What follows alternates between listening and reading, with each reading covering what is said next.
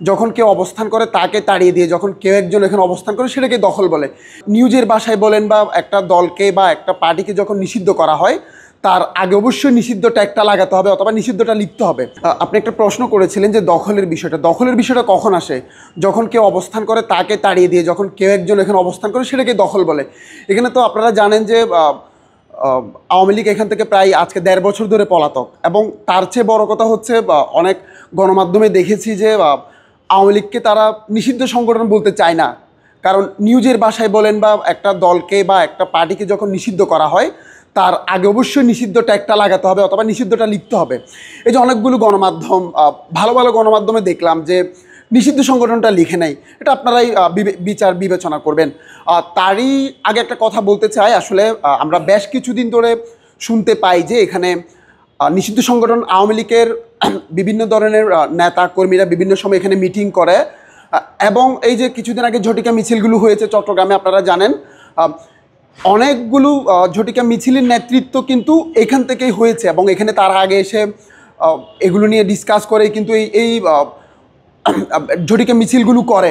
তো তারই প্রেক্ষিতে আসলে আমরা এই খবরটা পাওয়ার পর তখন আসেনি, কিন্তু অনেক দিন অবজারভেশন করার পর আমরা আসলে খেয়াল করলাম যে এখানে আমরা অনেক সময় আওয়ামী লীগের অনেক কর্মীকে দেখেছি। তো তারই প্রেক্ষিতে আমরা এখানে গতকাল আসি এবং এসে সেটার প্রমাণ পাই। ১.৫ বছর যাওয়ার পরেও এখনও পর্যন্ত এখানে আওয়ামী লীগের নিষিদ্ধ সংগঠন আওয়ামী লীগের অনেক কিছুই, যেমন আপনারা দেখে থাকবেন আমাদের কাছে ভিডিও আছে যে টর্চার ছেলের মতো যেভাবে অনেক কিছুই থাকে, লাঠি, হকি স্টিক, আদার্স মানে দেশীয় অস্ত্রশস্ত্রের মতো যেগুলো আমরা ব্যবহার করি ওগুলি কিন্তু অনেক জায়গায় পাওয়া গিয়েছে। এবং তার প্রেক্ষিতে আসলে আমরা এখানে আসার পরে দেখলাম যে এখানে মুরাল দেখেছিলাম। তো ওখানে আমরা আসার সাথে সাথে কিন্তু অনেক, এটা তো আসলে ছোটো কাজ, যেমন আপনাদেরকে কিন্তু আমরা কেউ কিছু বলিনি যে আপনারা এখানে আসেন, তা সত্ত্বেও আপনারা জেনে গিয়েছেন যে এখানে এরকম একটা পরিস্থিতি তৈরি হয়েছে। এভাবে কিন্তু বিক্ষুব্ধ ছাত্র জনতারা কিন্তু এখানে চলে আসে।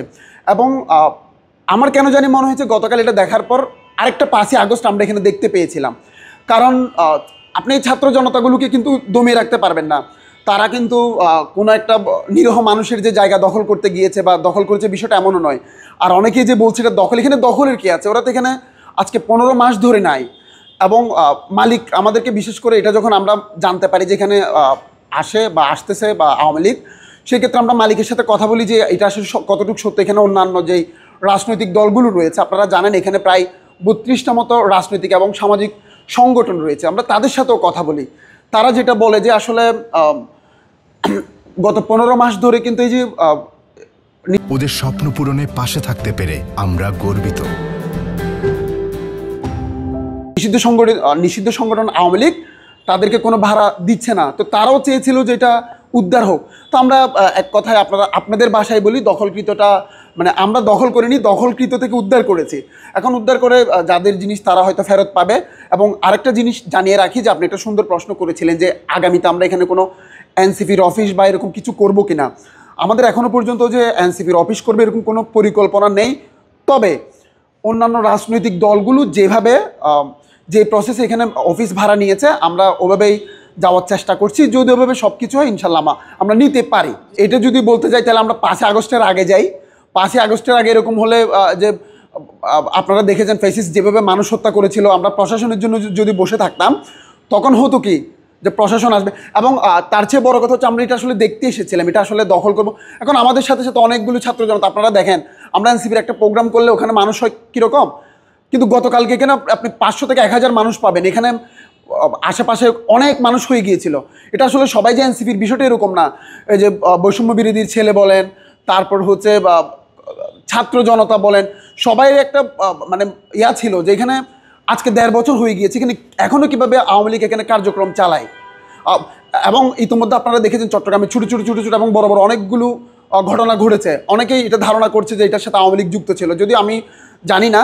কিন্তু এই যে দেখেন এই জায়গা থেকে আমার আপনার এখন কাজ কি, দেশটা যে একটা অস্থিতিশীল পরিস্থিতি তৈরি করছে এই পরিস্থিতি থেকে বের করে নিয়ে আসা। তো সেটার পরিপ্রেক্ষিতে ছাত্র জনতা বা যেই জনসাধারণ ছিল তারাই চেয়েছে যে এখানে থাকবে না। ৫ই আগস্টের পর আপনারা দেখেছেন বিভিন্ন অনেকগুলো রাজনৈতিক দলের ছত্রছায়া বা অনেকগুলো রাজনৈতিক দল আওয়ামী লীগকে পুনর্বাসন করার চেষ্টা চালিয়ে যাচ্ছে। এনসিপি কখনোই এটার সাথে কিন্তু সামঞ্জস্য, হ্যাঁ, এনসিপি কখনোই ছাড় দিবে না। তো তারই পরিপ্রেক্ষিতে আপনি আরেকটা কথা বলেছিলেন, গোয়েন্দা সংস্থা বা সরকারি বাহিনীগুলো কি করছিল। আসলে উচিত যে এটা আমাদের জানার আগে কিন্তু ওনারাদের জানার কথা ছিল, হয়তো জানতো বা নাও জানতে পারে। কিন্তু আমরা যখন এখানে এসে দেখেছিলাম বা ছেলেরা ভিতর থেকে জিনিসপত্রগুলো দেখছিল, বা তখন কিন্তু অনেক গোয়েন্দা সংস্থার লোকও কিন্তু এসেছিল, তারা দেখে উল্টো আমাদেরকে অ্যাপ্রিসিয়েট করেছিল যে আপনারা যেটা 1.5 বছর আগে করার কথা ছিল সেটা 1.5 বছর পরে এসে করছেন।